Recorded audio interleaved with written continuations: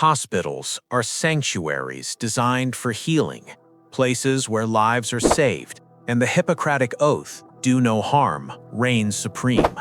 However, on March 18, 2025, a courtroom in Dong Nai Province, Vietnam, exposed a chilling reality where a white coat served not as a symbol of care, but as a cloak for a cold-blooded killer.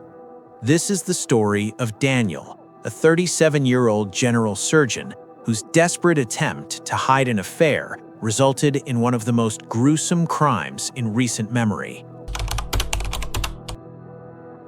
The tragedy began innocuously in late 2022. Nina, a 35-year-old woman, brought a relative to the General Hospital in Dong Nai for medical treatment. There, she met Daniel, the attending physician. Despite both being married with families of their own, a romantic relationship blossomed. By mid-2023, their meetings had become a routine, illicit affair, often taking place at a local motel while Nina was supposedly taking her children to school.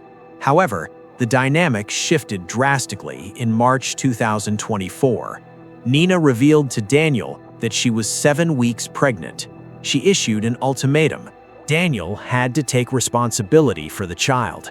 If he refused, she threatened to expose their affair to his wife and the hospital administration. Her words were hauntingly specific. "You must care for me just as you care for your wife." For Daniel, a man who prided himself on his social standing and career, the threat of exposure was catastrophic. He feared the destruction of his family and the loss of his medical license. According to court records, his initial thought was to persuade Nina to terminate the pregnancy, but he had a backup plan. If she refused, he would silence her permanently. On April 13, 2024, Daniel set his plan in motion. He lured Nina to his duty room at the hospital under the guise of giving her an IV drip to boost her health. At 12:40 p.m., Nina arrived at room 645. They argued one last time about the pregnancy. When Nina refused an abortion and reiterated her threats, Daniel made his fatal decision. Leveraging his medical authority, he convinced Nina to let him administer a saline trip.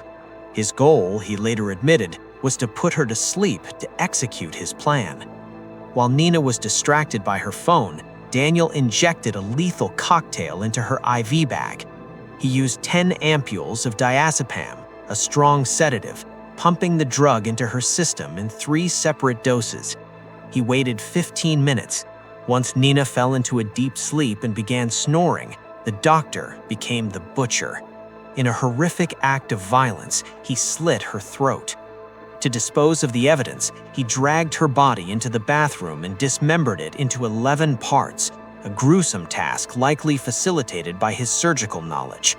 He then methodically disposed of the remains in various locations across the city and neighboring districts to hinder identification. Daniel's cold calculation didn't end with the murder. He meticulously cleaned the crime scene, erasing bloodstains and fingerprints.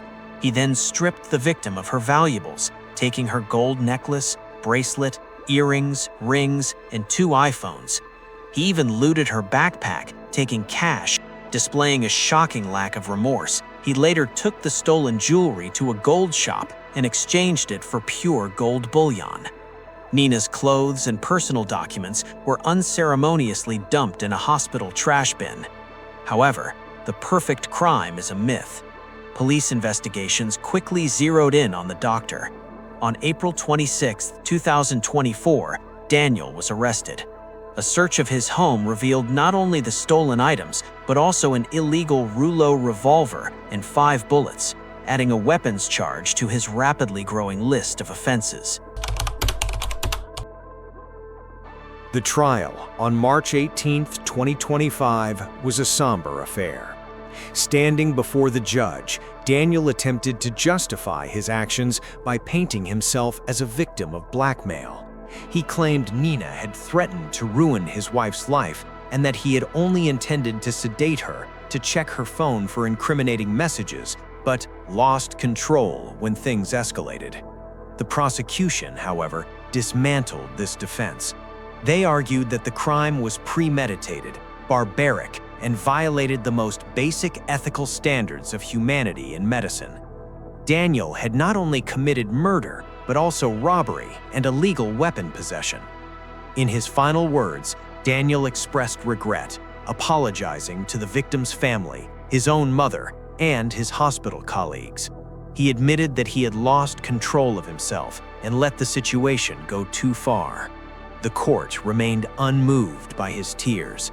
The judge declared that Daniel's behavior was especially serious, demonstrating a complete loss of humanity and offering no possibility for rehabilitation. The sentence: death penalty for murder, 4 years in prison for robbery, 2 years in prison for illegal possession of military weapons. Total sentence: death. The gavel fell, sealing the fate of Dr. Daniel, a man who possessed the skills to save lives, but chose instead to end one to protect his own secrets. Welcome to The Explainer. Today, we're digging into a court case that is just, well, it's as shocking as it is tragic. It's about a man who took an oath to save lives but was found guilty of taking one, and he used his own medical knowledge to do it. Tử hình. That one phrase in Vietnamese says it all. It means the death penalty.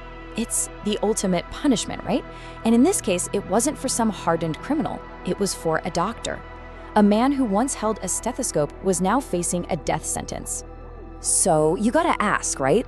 How does a respected surgeon, of all people, end up on death row? To even begin to understand that, we have to go all the way back to the beginning, to the relationship that lit the fuse for this whole horrifying chain of events. So here's how we're gonna break this all down. We'll start with that final, shocking verdict. Then we'll rewind to the affair where it all began. We'll look at how things escalated, get into the details of the murder plot itself, and then circle back to the court's final judgment. Okay, so let's set the final scene first. The date is March 18th, 2025. You're in the People's Court of Dong Nai Province. They're about to deliver the final verdict in the trial of Dr. Dan Sun. And believe me, it sent shockwaves. The man at the center of all this was Dan Han Sarn. He's 37 years old, a general surgeon. And he wasn't just on trial for one thing. He was facing a trifecta of incredibly serious charges: murder, robbery, and illegal possession of a weapon. Now, to really get why any of this happened, you have to understand the relationship that started it all. So let's rewind the clock to late 2022. Mối tình ngoài luồng. It basically translates to an extramarital affair. And that's exactly what this was. Dr. Sun met the victim, a 35-year-old woman named TTBN, because he was treating one of her relatives. But what started as a doctor-patient family situation, well, it turned into something else. By the middle of 2023, even though they were both married to other people, they were meeting up regularly. For a while, they kept it under wraps. But secrets like this, they have a way of coming out. And in March of 2024, everything took a dramatic and, as it turns out, irreversible turn. This is when N drops an absolute bombshell on Song. She's pregnant, 7 weeks along, she says. And it wasn't just news, it came with an ultimatum. She told him he had to take responsibility, or she was going to expose the whole thing to his wife, his family, and everyone at the hospital. And get this was her specific demand. You must care for me the same way you care for your wife. Wow, think about that. That's not just a request for financial support. It's a demand for equal status, a demand that threatened to bring his entire world crashing down. And that ultimatum, it was the catalyst for everything that came next. You can just imagine the panic setting in. His family, his reputation, his entire career was on the line. And according to his confession, that fear, that absolute terror of being exposed, it started to twist his thinking. He started to see murder as a solution. And this is what's so incredibly chilling. He didn't just snap in a moment of anger. No, he used everything that made him a respected doctor. His position, his medical training, the trust people naturally put in him, to put together a cold, calculated, and truly methodical plan. So on April 13th, he lured her to his on-call room at the very hospital where he worked. He played the part of the caring doctor, telling her she looked unwell and suggesting an IV drip. But into that IV, he secretly injected 10 vials of a powerful sedative. Once she was unconscious, he killed her. And then he took her body to the bathroom and began the horrific task of dismembering it, all to try and hide what he'd done. Just let this number sink in for a second. 11. He dismembered her body into 11 separate parts. That just speaks volumes, doesn't it? This wasn't a crime of passion. This was a cold, systematic process of trying to make a person and a problem disappear. But it didn't even stop there. Before he disposed of the body parts, he stripped her of everything valuable: her gold bracelet, ring, necklace, and earrings, her 2 iPhones, and all the cash she had on her. He even went and sold the gold later. This added a whole new layer to the crime. It wasn't just murder anymore, it was murder and robbery. His horrifying secret didn't stay hidden for long. Less than 2 weeks later, on April 26th, the police were at his door. He was arrested. And a search of his home turned up something else: an illegal handgun with 5 bullets. And just like that, there was a third and final charge to add to the list. So now we fast forward to the trial. In court, Dr. Sung's story, well, it started to change. The man who had confessed in painstaking detail to the police suddenly had a very different version of events for the judge. I mean, look at this contrast. His initial confession was brutally honest. I will kill N so she can no longer affect my work and my wife will not know. Clear premeditation. But on the stand, he's singing a completely different tune. Suddenly it was, oh, I only wanted to knock her out so I could look through her phone. He tried to argue her death was an accident and that the dismemberment was just an act of sheer panic. The court was not buying it. Not for a second. They looked at the evidence, that detailed initial confession, and the sheer calculation behind his actions. So here's how the sentences broke down. For the murder, death. For the robbery, 4 years in prison. And for the illegal weapon, 2 years. But when you add it all up, the total sentence was death. And this was the court's final word on the matter. They said his actions showed no possibility for reform. The fact that he used his medical expertise to commit such a barbaric act, followed by the dismemberment and robbery, they concluded he was simply beyond rehabilitation. Justice, in their eyes, required that he be permanently removed from society. So the legal case is closed. We've got the facts, the timeline, and the court's decision. But it just can't answer that one deeply unsettling question that hangs over all of this. How does a person who takes an oath to do no harm end up using that exact knowledge to commit the ultimate harm? And figuring that out, well, that's perhaps the most chilling part of this entire tragic story.